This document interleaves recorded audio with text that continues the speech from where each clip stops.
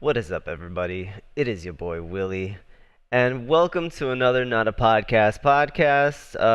This week we have Roaming DJ with us. If you don't know who Roaming DJ is, he is a DJ in VR Chat, a good friend of mine, uh, and of our group.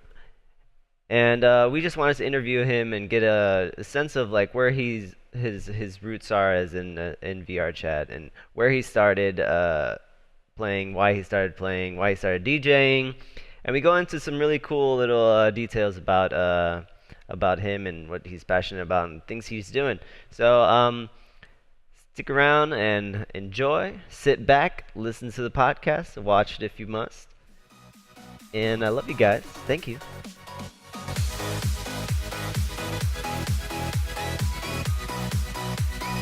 It is our guest, Roaming DJ.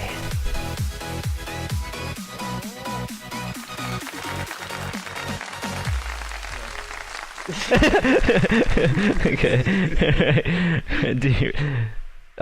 DJ, sit over here. Sit over here. Oh, so this guy? Alright, Yeah. cool. Oh, let's line myself How you up. doing? Bam. Good, doing good. Nice. How do you like going by? Roaming DJ, DJ, Brantix?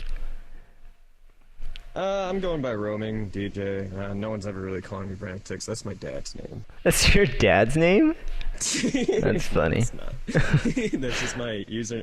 I don't know. When I was making the name Roaming, I never really thought it would actually stick. So here it is. So I don't know.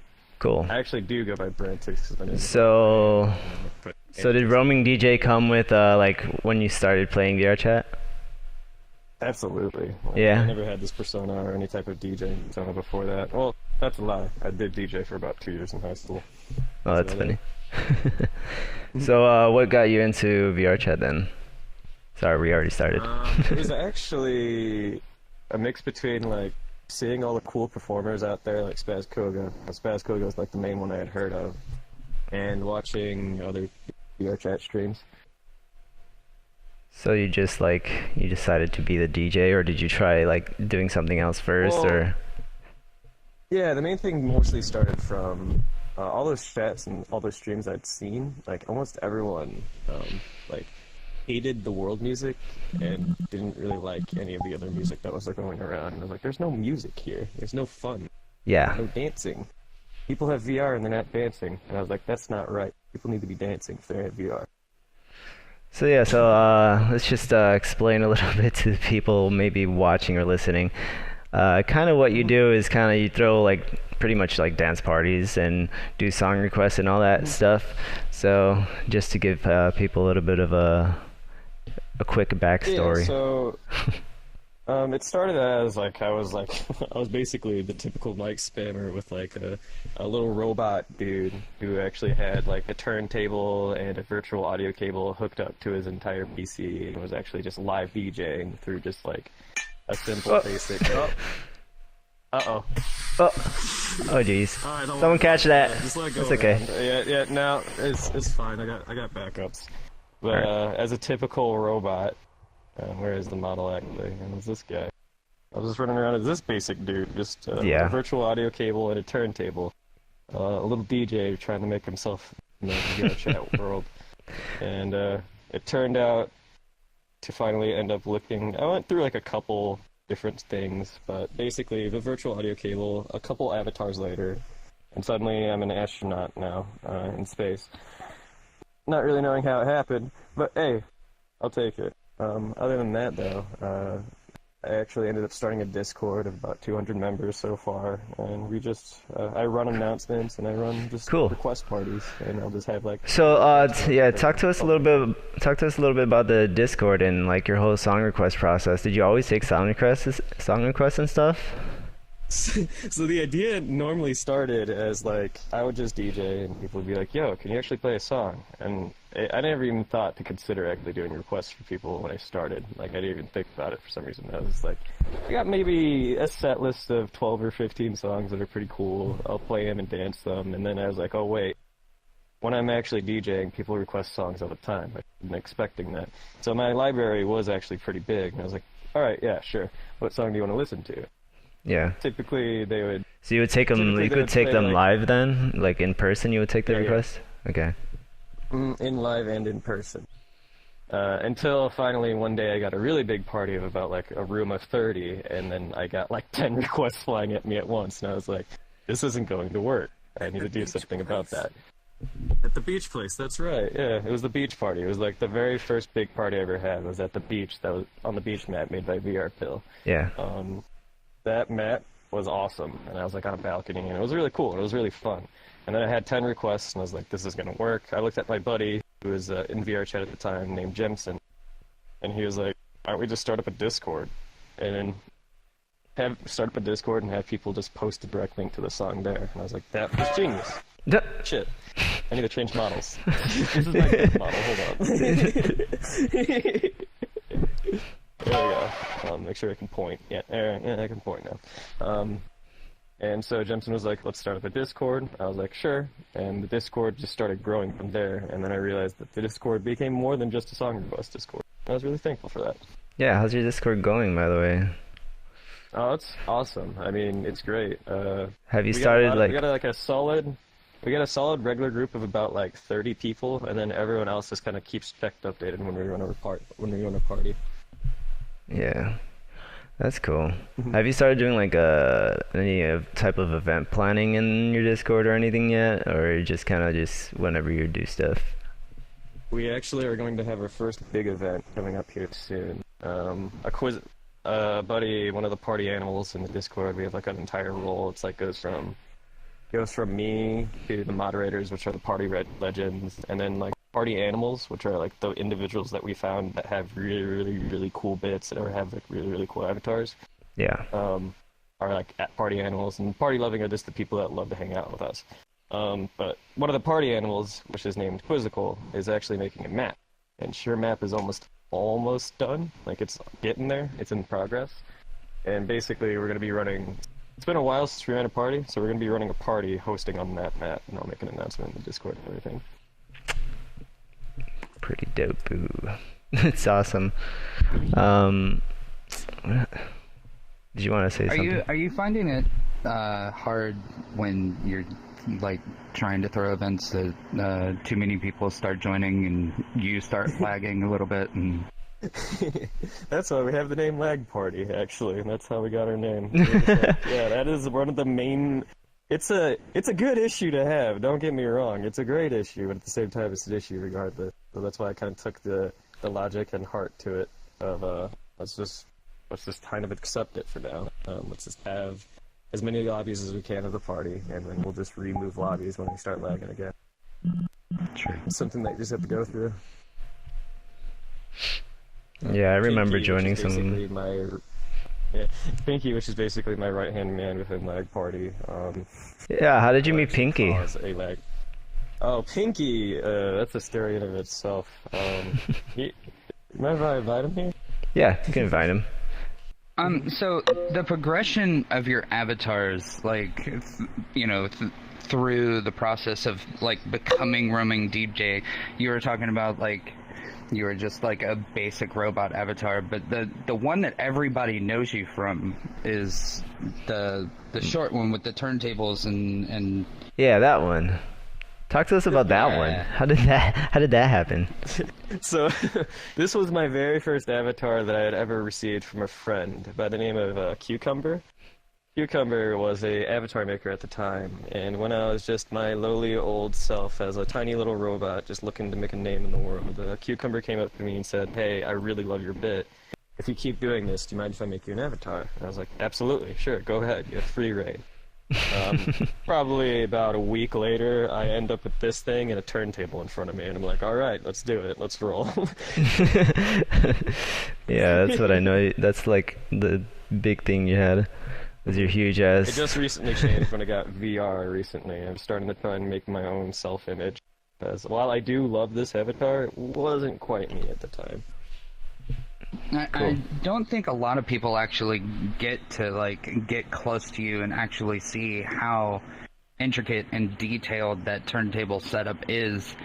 Like it is literally a DJ setup. It is, and like all the knobs are labeled. Like it's really well done. Yeah, tell us about like your setup if you want, if you don't mind.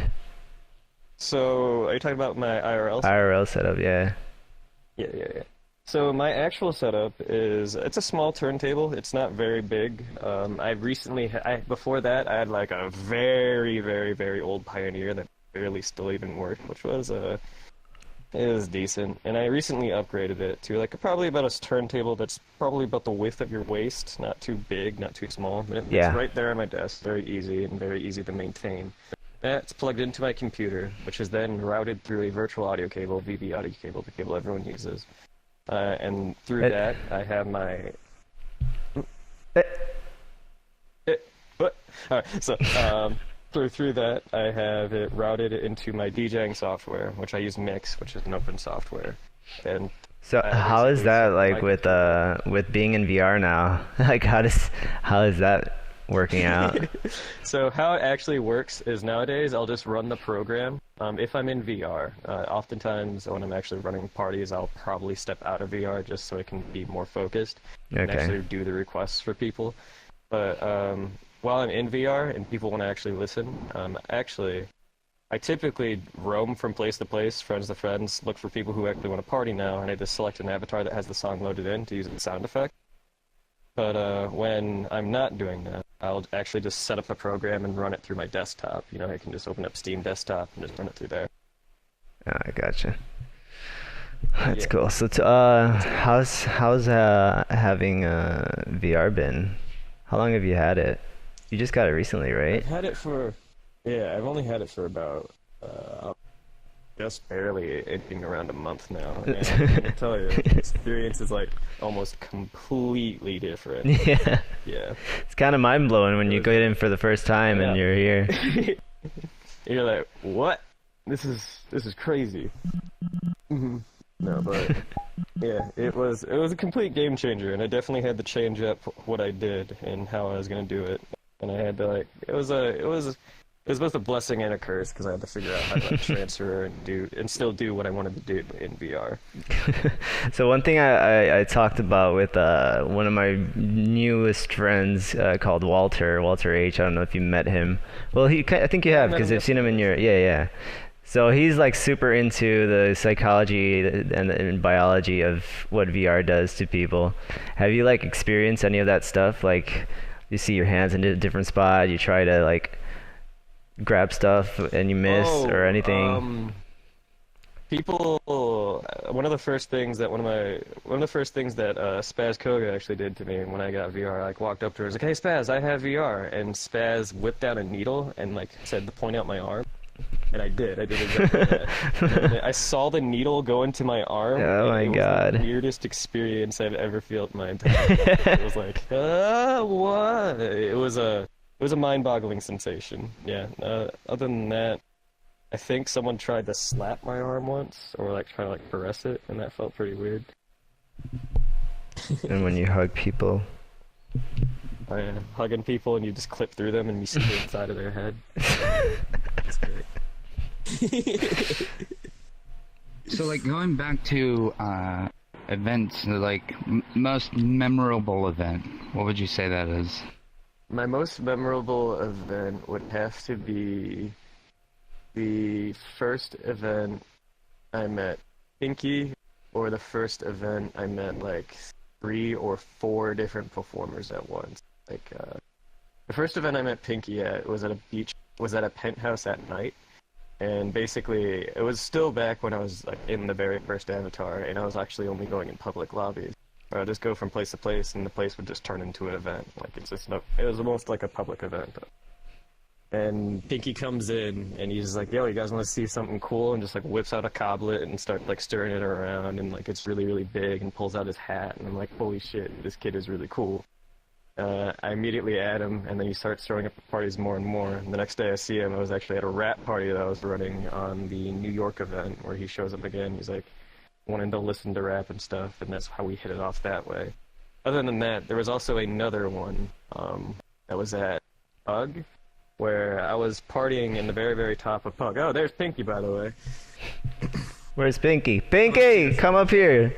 Take a seat. You can't. right here, yeah. You might need a bigger model.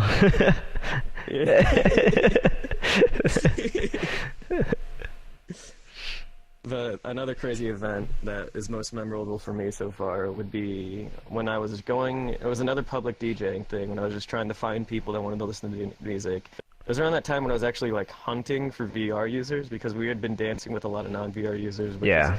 Don't mind me. It's fun, but like you don't actually see the actual dancing. You just kind of see them standing there, and it's like, okay, yeah, cool. But at the Pug, it was like the very, very first time that I'd actually witnessed and realized that like, yo, I could actually run dance parties here because there's about like 20 or 30 actual VR users in the top of that Pug dancing with like 5 of them having full tracking. Like, it was Oh, damn. because when I looked out at that crowd, I actually saw like a dance party, like everyone just gigging and getting down with it. Like, You remember any of the names of the people that are there? About a majority of them are actually still with us today. I remember Bobby. That was the first time I met Bobby.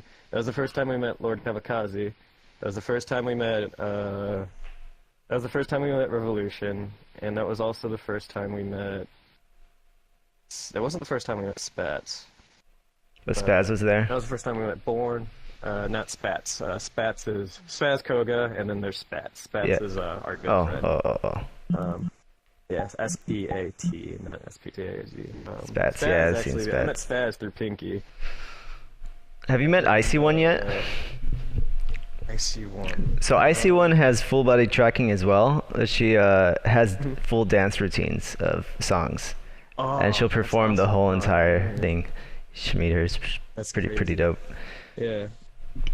But yeah, a majority from that party, why it's so memorable for me is because like there's a lot of the people that have like become the regulars and become like active members in my party. It was great. It was awesome. It was like the first time we had actually like seen really cool shit. So what's up, Pinkies? Do you actually speak in VR, or are you just on private occasions? Private Gotcha. occasions. Gotcha, He's probably sitting gotcha. on his couch right now. Yeah, it looks like it. Hey. That's cool. So, kind of like going off of your background here on VR chat and like what you do here, what would you like to see implemented into VR chat? Like, what's like the top thing on your list that you wish was in game right now that devs can? The top thing Yeah. that I wish that would happen in VR chat would be being able to route your virtual audio cable through sound effects.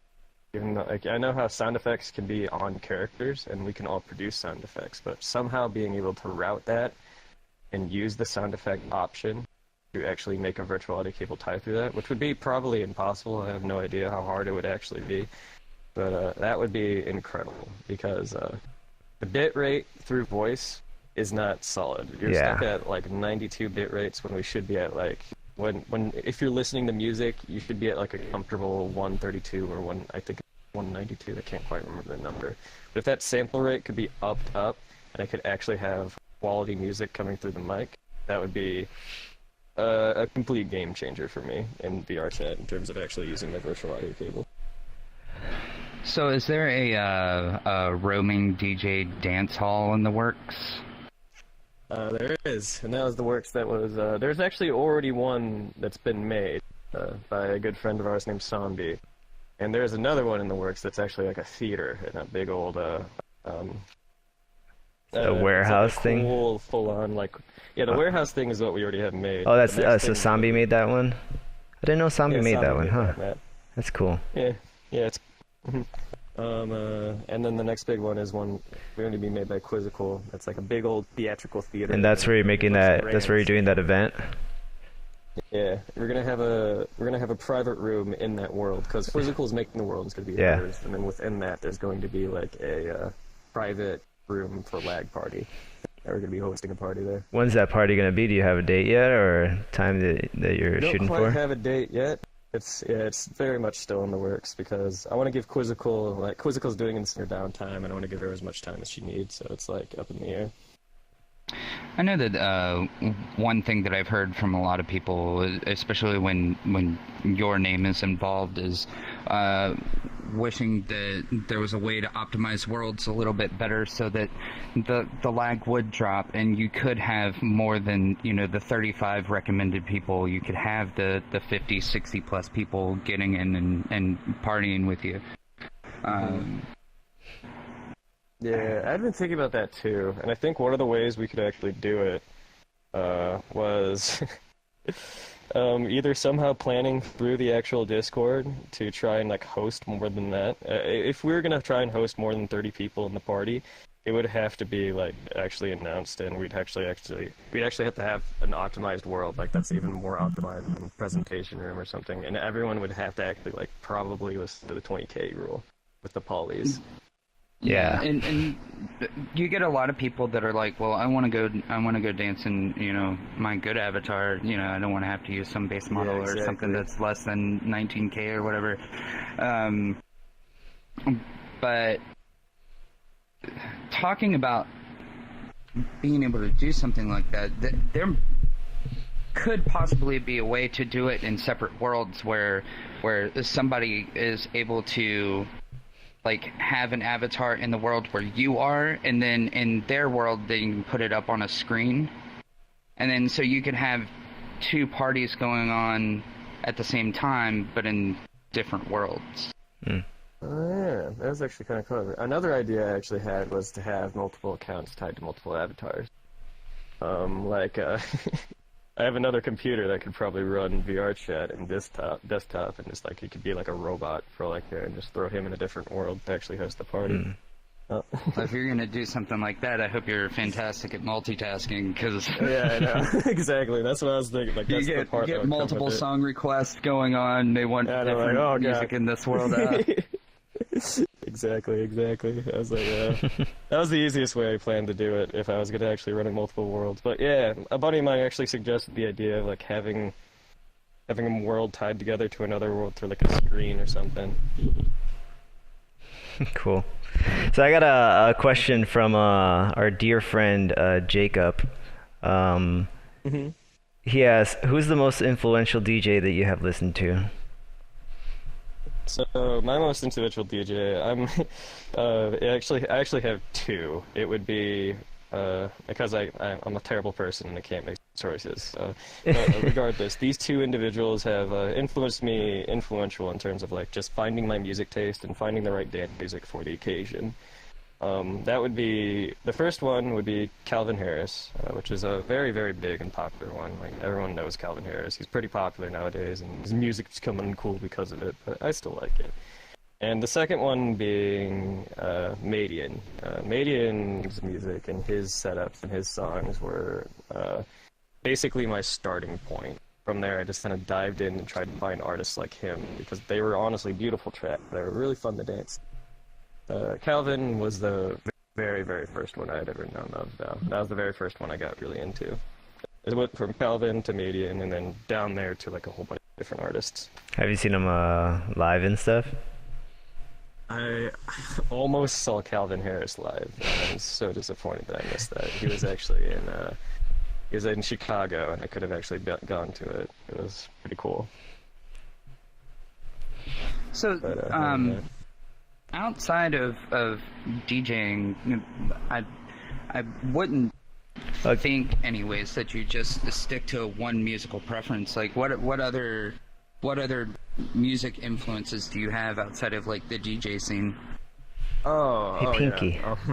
I listen. Pinky, can you stand on the other side? Thanks. The name tag is right in DJ's face. I forgot to turn him off. Thanks. Yeah, but to answer your question, yeah, most definitely. My music influence is honestly all of them. The only genre I don't listen to, like the actual only genre I don't listen to, is country. But country road, take me home. It doesn't mean I'm horribly against country. It's just not my musical taste. However, my roots, whenever I'm going to talk about my music, I always talk about where I started from, and my roots is what I call it. My roots started with alternative and punk. I loved, like, big artists back in the day, like Blink-182, or Green Day, or any of those other alternative artists. Taking Back Sunday, all of them.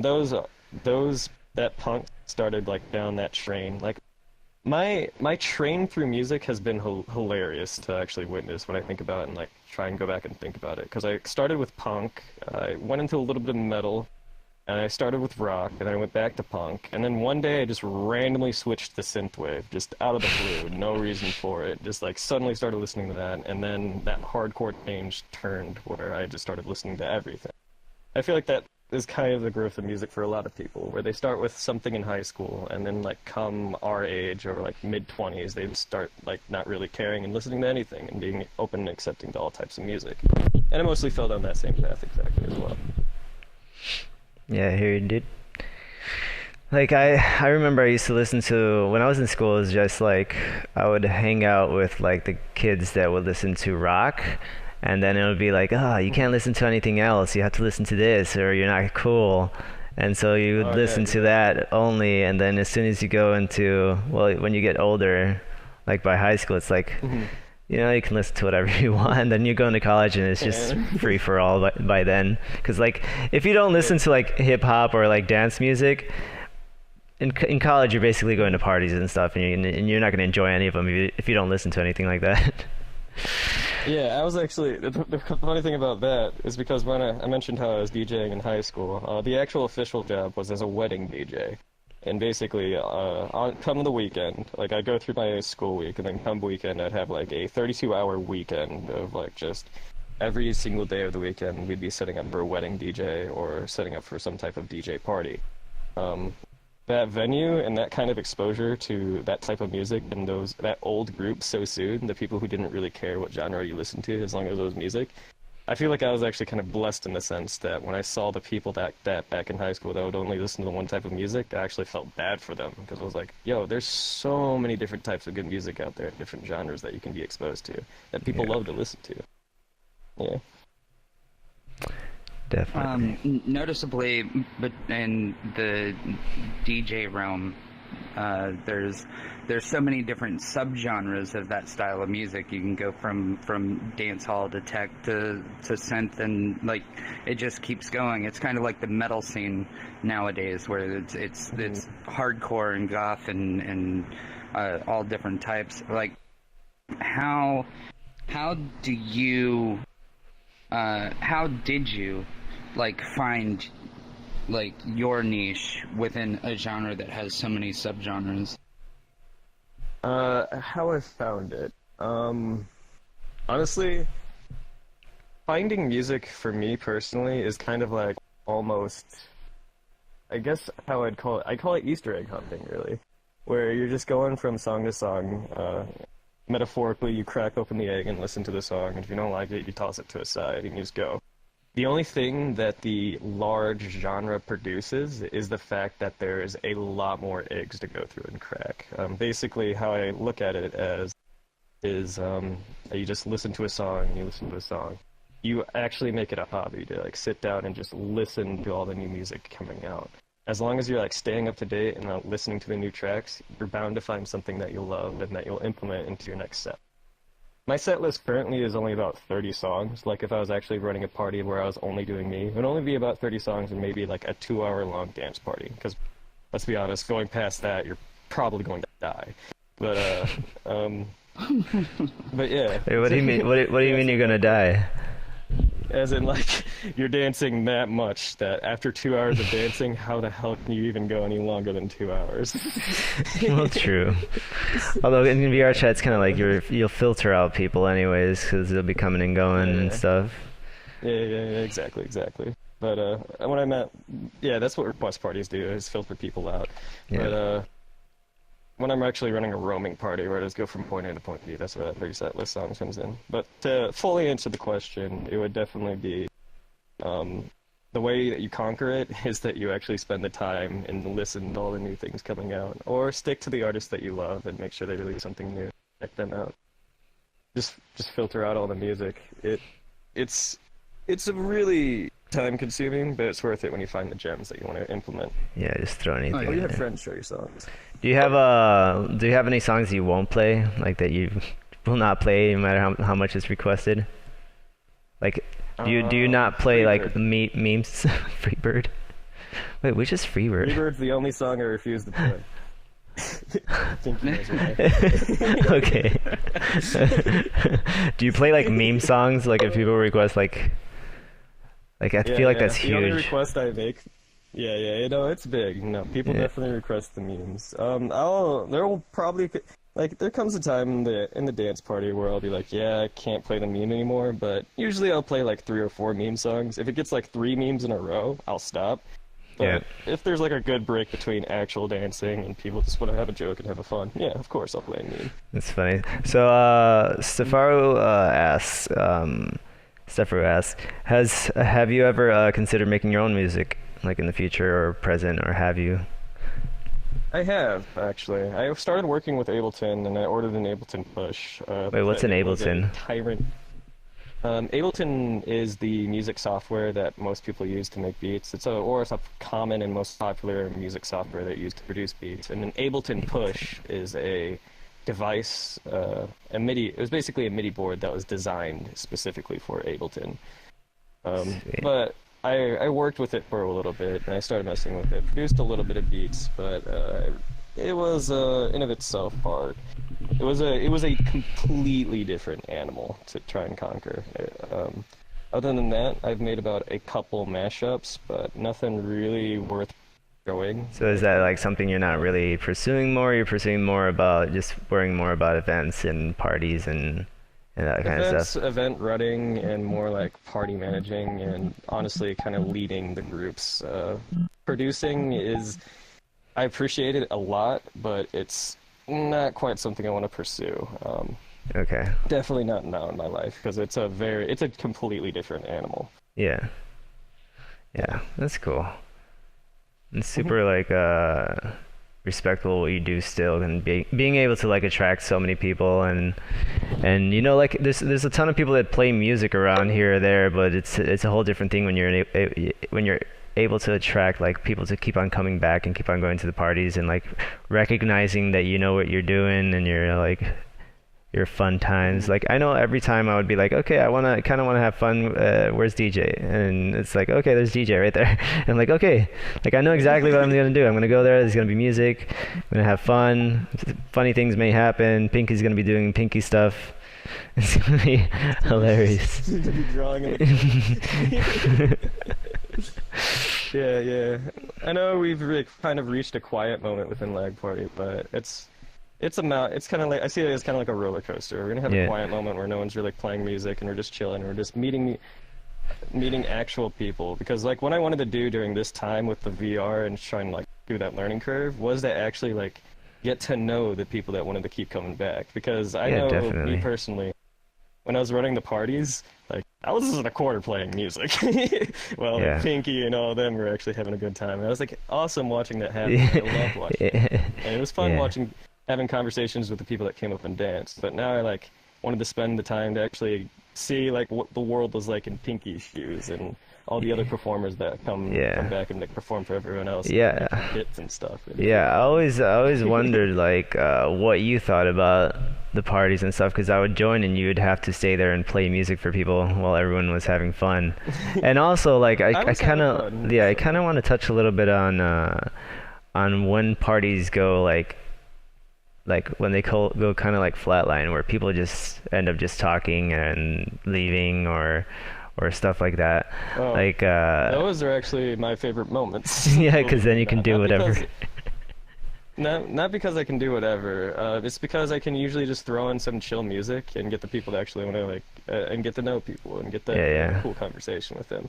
Because dance parties, when the parties are live, I love those moments too, because I'll have those like kind of crazy revealing moments to me where I see like 30 VR users dancing at once, and then I have that mental note of, wow, I'm actually DJing. And it looks like it's in VR, but whoa, shit, people dancing. Yeah. And it's awesome, and it's like I'm in it, and I'm actually partying. I'm also partying as well. But at the same time, having those really cool down moments when I can just play like lo-fi and just chill out and relax with like a group yeah. of like 7 people is still also equally amazing for me, because it's social, it's interactive, Yeah. it's being part of a group and just chilling out with friends. It's fun. Yeah, it's cool. touching base on something like that, like, are there ever moments where you're sitting, like for example, the beach party that you did, you were up on top of the building, like you were kind of had isolated yourself so that the like people on the dance floor could do their thing, but have you ever had those moments where like you said, okay, I'm just gonna get a second account, the second account's gonna run the music because I'm watching these people have fun, but I'm not down there with them, like I want to be down there dancing with them? That was during the non-VR days, and honestly, no, I didn't have that feeling. I actually had the opposite. I was enjoying watching it. I did it so that I started doing the DJing so that I could solely see people do exactly that. I wanted to watch it. I wanted to be there. And while sure there was that gate between me and them not being able to see me interact and dance with them, I was dancing behind the screen. I was going crazy behind that thing. I was having a great old time. And also, during that beach party, there's actually a funny moment I noticed during that. Even though I had isolated myself up on top of that platform and looked kind of cool, people still jumped on the platform and got right next to me and got in my face and started dancing at me as if I was like a camera, and like they're just like dancing to the camera. It was honestly awesome. And I'd call out the individuals that do it and be like, yo, you're getting down on it. I love you. Like, it's crazy. It's fun. So, yeah, go ahead. No, go ahead. Okay. No, after you. So just a quick question on the whole lag party thing, and it's kind of like you have a really good test sample of how good worlds can handle certain amounts of people. Like in your experience, like what are the worlds that your go-to worlds that you know are gonna lag have the least amount of lag with a lobby full of people? Like what are your go-tos? The go-tos for us would be, the main go-to was the beach party for a while. Like, we liked that world a lot. It was optimized, and at the same time, it looked cool. After that, even though I hate it, and we all hate that, oh my god, presentation room, obviously. We're having a party, and we know we only go to presentation room if we know we're going to have more than 40 people for, like, a solid amount of time. Gosh. Yeah, it's just like, presentation room has to be the go-to.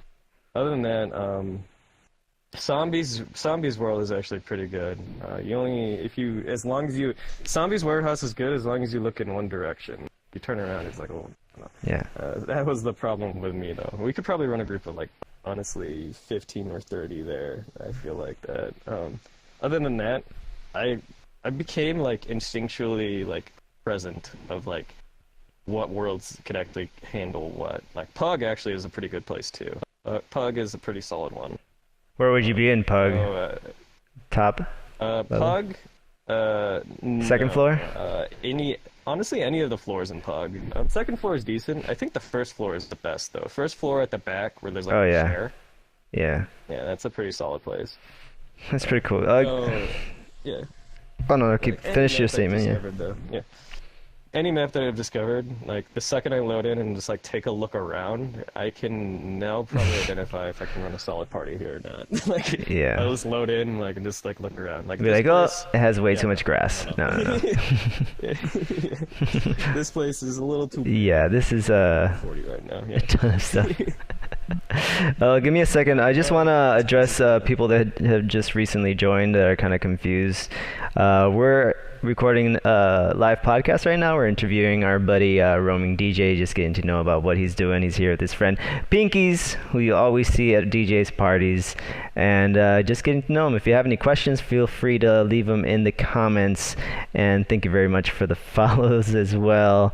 So anyways, let's continue. So are you streaming, or is there plans for streaming in the future, as far as, like, doing events and things like that? I think I'll start streaming events, or I'll attempt streaming events, most definitely. Downtime streaming, I don't think I want to do that, because, honestly... You already have enough on your plate, right? I already have enough, and there's, like, a whole bunch... I already have, like, a big friend group that I don't really need to, like, showcase. Most definitely showcase the events, because I think that's wild and crazy. But other than that, you're only going to be seeing me, like, running around like an idiot, pulling off my tank and watching it fly off or something. Yeah. And also, Do you ever get to the point to where like you're being pulled in a couple of different directions at the same time because this group wants you to come and DJ for them, but just a little bit later this one does as well.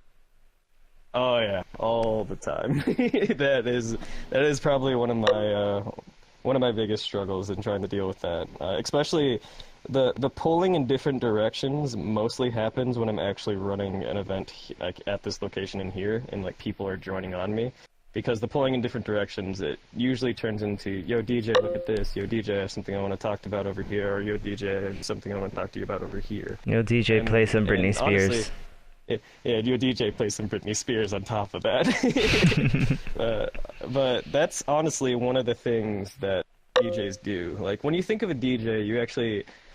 The common conception of a DJ is honestly a music producer, and that's honestly what it's kind of become. Someone who makes the track. While actual live DJs are something completely different. I would honestly equate them more to like an event planner or an event manager than it is actually like a... DJing job or music producing job, because you're basically the voice of the music and you're the voice of things that people are going to listen to. It's a lot more managing and understanding the crowd that's in front of you than it is actually knowing about good music to play during that. As long as you can read your crowd, you're basically a DJ. And that reading crowds basically comes from the experience of actually DJing in real life. Being able to DJ weddings for like over 200 people and understanding what brings them to the dance floor and what takes them away from the dance floor is actually honestly the most important part of being an actual DJ. Yeah, and there's also a lot of like manipulative psychology behind DJing as well, because you can pretty much like completely control the emotion of everybody on the dance floor. Like, oh yeah. Yeah, it very much is like a psychological game of trying to figure out what gets people pumped, what keeps them there, and what keeps them there. Kind of reminds me of that reminds me of that scene from the Zac Efron movie. Oh, you take him to these beats per second, and then the ecstasy starts pumping in. Yeah, exactly. No, that was a dramatic oversight of what it actually was doing. But the idea is still there regardless. It is all about the BPM. Like, he was like obsessive. But it mostly, I get what he's talking about. I get the idea they're trying to portray, and it was something. But it still very much is the same idea of... my only criticism about that specific moment would actually be, don't keep your crowd at 128, you psychopath. You would tire them out in like 3 songs. If you keep them there, you'll like DJing is as much as it is about the high moments as it is about the low moments. Like as long as like the BPM is at 70 and you're just like doing like a cool funky groove compared to the jumping up in the air and fist bumping. Yeah, so you kind of do think about the BPM then, like when you're DJing, like you think about I've been playing high way too much. Let's bring it down. And stuff like that. Absolutely. That is a very valid point. Like that's something that I did while I was actually working as a DJ, and I still do today. I very much think of the crowd, and I think of like, okay, I don't think of it in a sense of I have to keep them up to 128 and keep them there. I think of them as a sense of where throughout the wave of the night do I want to keep them? Like I want to keep them up here, and I want to bring them down here. Or if I was like, all right, they had enough dancing, we'll bring it down to here. And making them more lo-fi. At the same time as managing the requests and songs that people want to listen to. Yeah. So I got a question from Ashi Komi. Says, how are you? So how are you, man? Oh, hi Ashi. Where's the camera? Right here, just me. Hi Ashi, I'm doing good. How are you? No, but Ashi is one of the party animals. So seriously, so how are you? Like psychologically, like how has the game affected you? We've all been affected by it. And I'm about to enter my meltdown. No, if anything, I am fantastic, honestly. Yeah. I love VO Chat. It's been fun. It's been one of the greatest experiences and video game experiences I've ever had. If you can call this a video game experience, I mean... It's a social game. It's a social, virtual social platform. Yeah, most definitely the greatest social game or social platform I've honestly ever been a part of on the internet. Yeah. Other than yeah, it's yeah. And actually, I don't really have an other than that. It's really just that. It's one of the coolest ones to get. I also see the little chibi girl down there, and it's like, oh hey. It's Tay.